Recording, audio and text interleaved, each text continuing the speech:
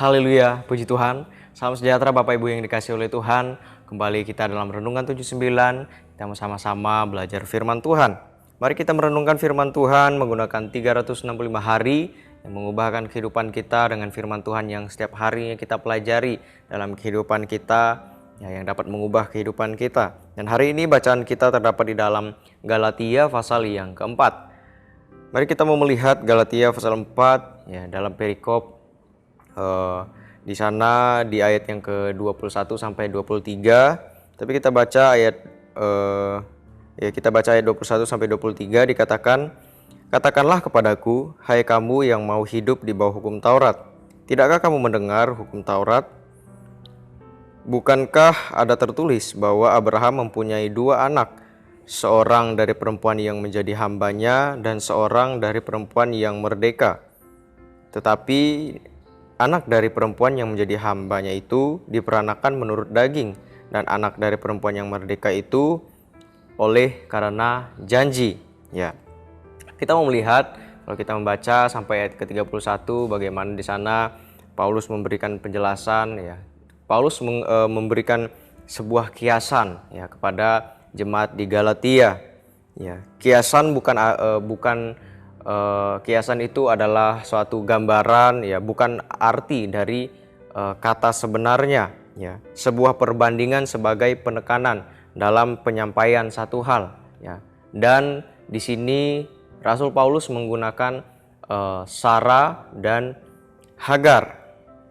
Dari Hagar dan Sarah ini diberi pengajaran yang berharga tentang perbedaan antara anak-anak perhambaan dan anak-anak perjanjian. Yang pertama kita mau lihat anak-anak perhambaan. Hagar itu adalah simbol dari perhambaan. Dia melahirkan anak yang diberikan nama Ismail.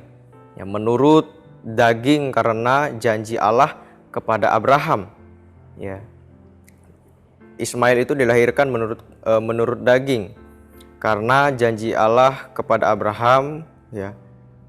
Di mana tempat hukum Taurat diberikan juga dikaitkan dengan Hagar kalau di Gunung Sinai. Karena menurut janjinya Tuhan itu Ismail bukanlah Ismail yang akan menjadi keturunan Abraham, yang meneruskan sebagai penerus dari Abraham. Dan kita juga dapat melihat di sana belajar tentang Gunung Sinai, tempat di mana hukum Taurat diberikan. Juga dikaitkan dengan Hagar. Dan Hagar hidup dalam perhambaan bersama anak-anaknya. Dan kalau kita lihat anak perjanjian, yaitu dari Sarah adalah simbol perjanjian. Dia melahirkan anak, diberi nama Ishak. Oleh karena perjanjian Allah dengan Abraham dan itu terjadi. Lahirlah Ishak sebagai anak perjanjian. Dan Yerusalem surgawi adalah ibu kita, itu melambangkan kebebasan dan anugerah. Dan dikatakan juga anak-anak perjanjian hidup dalam perdamaian. Kalau kita lihat di ayat yang ke-31, dalam perdamaian bersyukur dan menjadi berkat, mendapatkan berkat dari Allah. Jadi pelajaran yang dapat kita ambil dari bacaan ini bagaimana mengingatkan kepada kita yang pertama, jangan hidup dalam dosa. Mengapa? Orang Kristen adalah anak-anak perjanjian. Kita yang percaya kepada Tuhan adalah anak-anak perjanjian, bukan anak-anak perhambaan. Kita harus hidup dalam kasih karunia Allah, bukan hidup dalam dosa. Menurut hukum Taurat, hidup dalam tingkah laku manusia yang berulang kali sering melakukan hal-hal yang jahat di mata Tuhan. Dan kita perlu di dalam hidup tidak hidup di dalam dosa, tidak hidup di dalam kejahatan, menjadi anak-anak Allah yang hidup menurut perintahnya Tuhan. Maka yang pertama kita perlu mengandalkan Roh Kudus dalam kehidupan kita. Roh Kudus adalah hadiah dari Tuhan yang Dia berikan bagi kita, yang dapat membantu kita hidup sesuai dengan kehendaknya. Dan yang kedua, menghindari lingkungan negatif. Di saat kita mau hidup jauh dari dosa, maka kita perlu juga melihat lingkungan kehidupan kita, ya apakah baik atau tidak. Ya, karena di dalam lingkungan hidup itu juga dapat mempengaruhi, ya, dengan siapa kita berteman, dengan siapa kita bergaul, itu juga dapat mempengaruhi, ya, cara hidup kita, baik itu dari cara kita melakukan sesuatu, perkataan kita, ya, itu dapat mempengaruhi kita. Ya, maka perlu kita melihat bahwa bagaimana keadaan kehidupan kita, lingkungan kehidupan kita baik tidaknya, dan kita perlu menghindari, ya, hal-hal cara hidup yang negatif. Ya, hindari situasi atau lingkungan yang dapat memicu terjadinya dosa dalam kehidupan kita.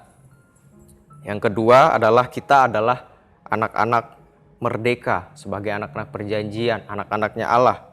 Ya, kita tidak lagi terikat oleh hukum, tetapi hidup dalam kebebasan dan anugerah melalui Kristus Yesus. Ya, maka dari itu sebagai anak-anak perjanjian yang adalah anak-anak Allah, apa yang perlu kita miliki dan perlu kita lakukan? Ya, kita harus menyadari posisi kita, ya, posisi spiritual baru di dalam kehidupan bersama dengan Tuhan. Ketika kita menjadi anak Tuhan, pengikut Kristus, ya, kita mengalami perubahan status dan kedudukan yang baru. Ya, kita berpindah dari kegelapan menjadi anak Allah, ya, yang penuh kasih. Seperti yang tertulis dalam Kolose pasal yang pertama ayat yang ke-13. Ya, ia telah melepaskan kita dari kuasa kegelapan dan memindahkan kita ke dalam kerajaan anaknya yang kekasih, ya, bersama dengan Tuhan. Maka kita harus menyadari bahwa kita telah diberi kemerdekaan yang sejati melalui iman dalam Kristus Yesus, ya. Dan juga sebagai anak-anak merdeka yang perlu kita miliki dalam kehidupan kita, ya, kita harus mengenakan perlengkapan senjata Allah seperti yang tertulis dalam Efesus pasal yang ke-6. Ya, meskipun kita telah merdeka, kita tidak boleh lalai, kita tidak boleh lengah terhadap tipu daya iblis, ya, yang dapat mengganggu iman kita kepada Tuhan. Ya, Efesus 6 ayat 11 mengingatkan kita untuk mengenakan seluruh perlengkapan senjata Allah agar kita dapat melawan segala bentuk godaan dan tipu muslihat daripada iblis, dan kita dijauhkan dari hidup dalam dosa. Yang berikutnya, hormati semua orang dan hiduplah sebagai hamba Allah yang melakukan kehendak Allah. Ya, 1 Petrus 2 ayat 16 mengajarkan kita untuk hidup sebagai orang merdeka yang tidak menyalahgunakan kemerdekaan kita yang diberikan oleh Tuhan untuk melakukan kejahatan. Ya, tetapi sebaliknya, kita harus menghormati semua orang. Kita mencintai, ya, saudara-saudara kita, mengasihi mereka, ya, sebagai anak-anak Tuhan yang hidup takut akan Tuhan.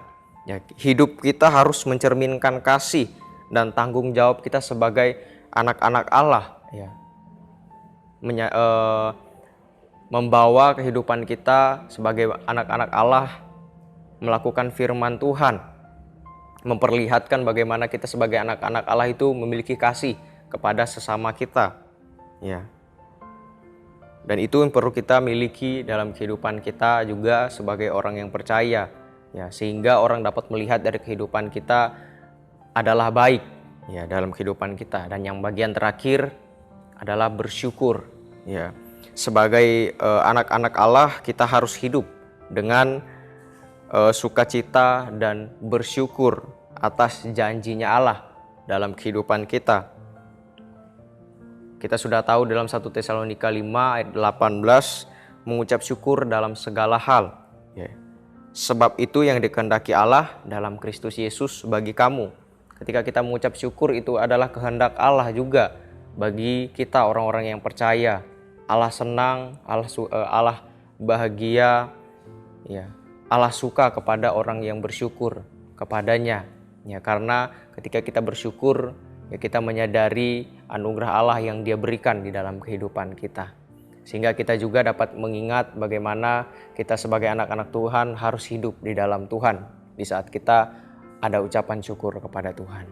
Puji Tuhan, Demikian kebenaran firman Tuhan, kiranya dapat memberkati kehidupan kita untuk kita mengerti kita adalah anak-anak Allah dan bagaimana cara hidup kita, gaya hidup sebagai anak-anak Tuhan. Maka kita harus memiliki hidup yang hidup benar di hadapan Tuhan, ya tidak hidup di dalam dosa, menjauhkan diri dari pergaulan-pergaulan yang buruk, ya menjadi anak-anak Tuhan yang hidup dalam kemerdekaan, ya hidup sebagai anak-anak Tuhan, sebagai anak-anak perjanjian. Maka harus menghindari hal-hal yang tidak baik, ya, dan tentunya selalu ada ucapan syukur dari kehidupan kita kepada Allah. Demikian kebenaran firman Tuhan. Ya, terima kasih bagi Bapak Ibu Saudara yang telah mengikuti Renungan 79. Kiranya dapat memberkati kehidupan kita semuanya. Dan bagi Bapak Ibu Saudara-saudari yang ingin didoakan untuk pokok-pokok doa tertentu, menceritakan kesaksian, mujizat, kesembuhan, pemulihan, masalah keluarga, dan lain sebagainya, dapat disalurkan melalui chat WhatsApp di nomor 0813 2742 0088. Kita berdoa untuk kebenaran firman Tuhan. Terima kasih Tuhan, terima kasih Yesus, kami ucap syukur buat kasih kemurahan Tuhan, anugerah-Mu dalam kehidupan kami. Dan biarlah Tuhan kami mau terus hidup di dalam tuntunan-Mu, tuntunan firman Tuhan yang terus membawa kami kepada jalan-Mu Tuhan. Terpujilah Engkau Tuhan, hari demi hari Engkau menanggung bagi kami, umat-umat-Mu. Engkau Allah adalah keselamatan bagi kami ya Tuhan. Engkau Allah yang menyelamatkan, Allah yang memberi keluputan dari maut. Engkau yang selalu menjaga, melindungi, memberkati kami. Dan biarlah kami tetap mau tinggal di dalam Engkau Tuhan, mengikuti setiap kehendak firman-Mu dan melakukannya Tuhan. Terpujilah nama-Mu di dalam nama Yesus Kristus. Haleluya. Amin.